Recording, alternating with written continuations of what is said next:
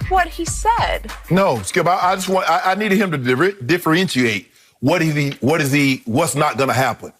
So you're not going to give up 300 yards or the 40-plus points.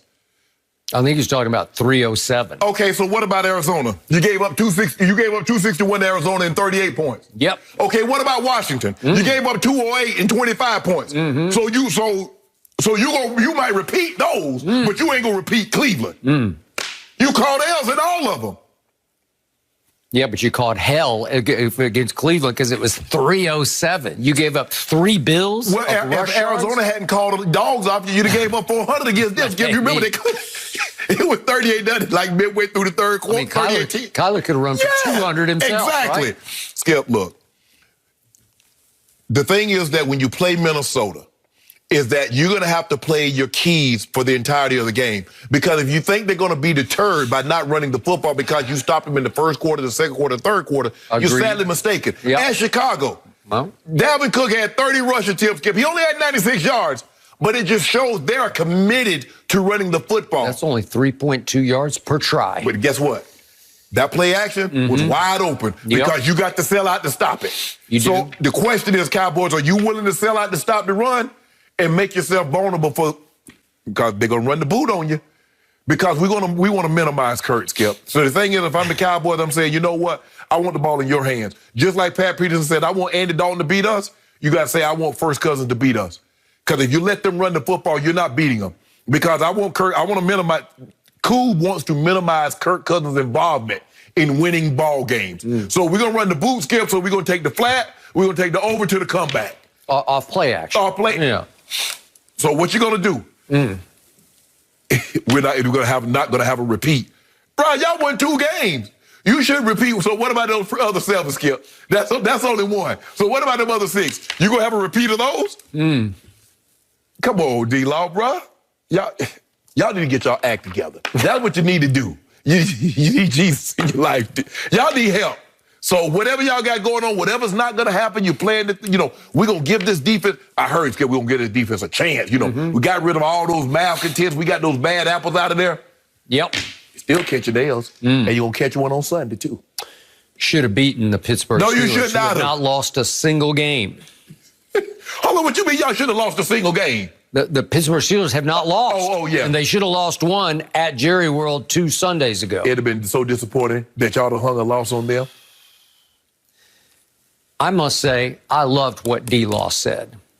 And I've learned to love what he might say before a very tough game, because remember what happened near the end of the 2018 season when Drew Brees visited on a Thursday night at Jerry World? And D-Law laid down the law about Drew Brees before the game started. He ain't coming into our house and doing Drew Brees things, right? Yeah. They shut him down. They did. And then they went into the playoff game against the #1 rush attack in pro football from Seattle, and they shut it down. You remember that? I remember that. Y'all got lucky. And what was happening at that point, we had a new dynamic duo at linebacker. We had Jalen Smith and we had Leighton Vander Esch because they could run sideline to sideline. Now, they proceeded to get run off the field out here in Southern California exactly. at the Coliseum. So what happened to that? I don't know. I can't explain it. I don't know. 73. But in the first half, they gave up 200. So I don't know what happened. Little C.J. Anderson. Okay. But the point is, my team is actually trending in the right direction here, because after 261 that you talked about on Monday night to Arizona, it went down to 208 at Washington. So that's improvement. They went down 6 yards. And then it went way down to 119 at Philadelphia. That's showing some signs of life. Yeah. And then it went all the way down to only 46 yards from the Pittsburgh Steelers at Jerry World in a game my team should have won, and it got stolen from them by 3 calls in the second half by the referee. Skip, you do realize Pittsburgh is one of the worst rushing teams in all of football. They rank 24th, but it's progress. It's a start. It is a start. And I am here to tell you that the biggest difference is that the dynamic duo of 2018 has now become the dynamic uno, as in one, as in Wolf Hunter, as in Leighton Vander Esch has come back for those games. Yes. And they're trending up, actually going north here in holding teams down, because Leighton Vander Esch is really, really good. I underestimated the impact of his loss. Remember, he broke his collarbone. Yep. It was the first game of the year. Yep. And then all of a sudden, they go south.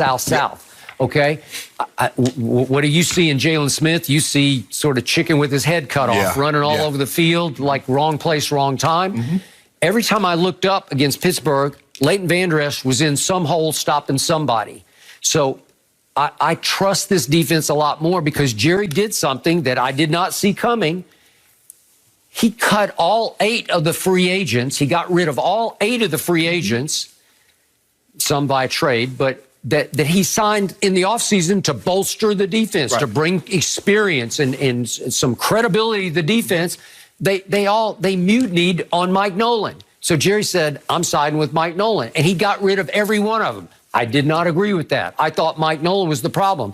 But at least the players who are left are buying into Mike Nolan now, and they're actually trying, in the spirit of how the defense needs to be run, they're trying to do it the way he wants it done. The last 2 weeks, D-Law has shown he's the best player on the defense. I agree. So I like the way he's been playing. Now, he's trending up. I don't like what he said. Oh, what happened in Cleveland won't happen again.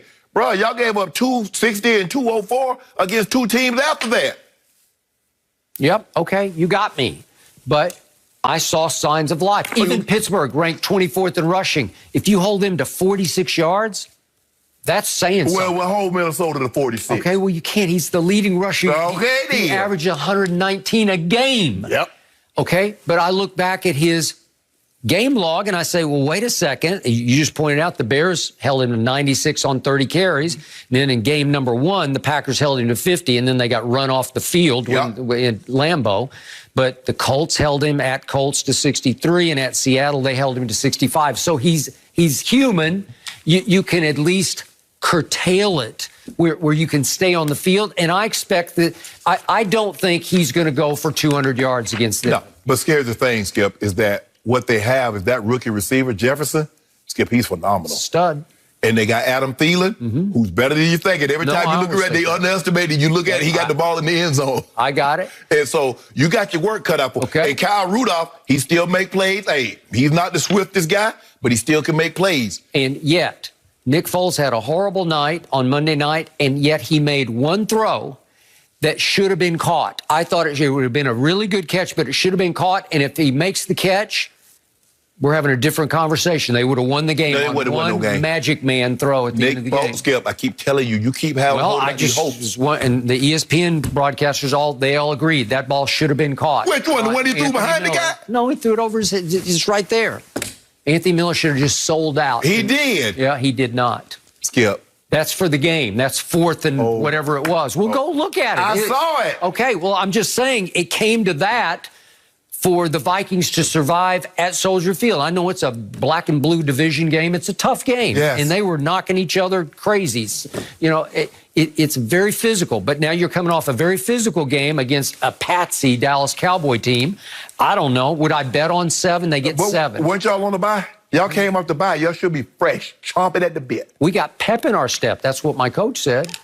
Pep in our step. Really? And it's because they know they're only a game back in the win column in the worst division in the history of football. But y'all not playing the best. The Giants are playing the actual team that's playing the best are the Giants. I will give you that. We beat the Giants thanks to Andy Dalton, who is back. But y'all lost to the team that's trending downward, the Eagles and the Washington football team. Okay. Well, now we get all 3 of them one more time, and 2 of them are at Jerry World. So I'd say we're in the catbird seat. No, you're not in no catbird seat. We don't have to win this game Sunday, and I doubt we will. I wouldn't bet a penny on it. I wouldn't bet a drop a do on it. First of all, y'all let them have bucket seats in your car. You got a bench seat, and they hadn't made bench seats in cars. And you remember when we were in the 70s, 80s, they had the bench seat, no bucket seat. Y'all on a bench seat.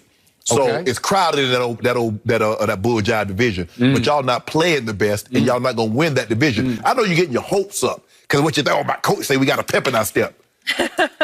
Whatever. Pep in your step. You ain't got like no pep. A Minnesota thing to say. That's why it makes me laugh every time because that's definitely what my parents would have said growing up. Dalvin Cook, do you think he'll go for 200? Nah.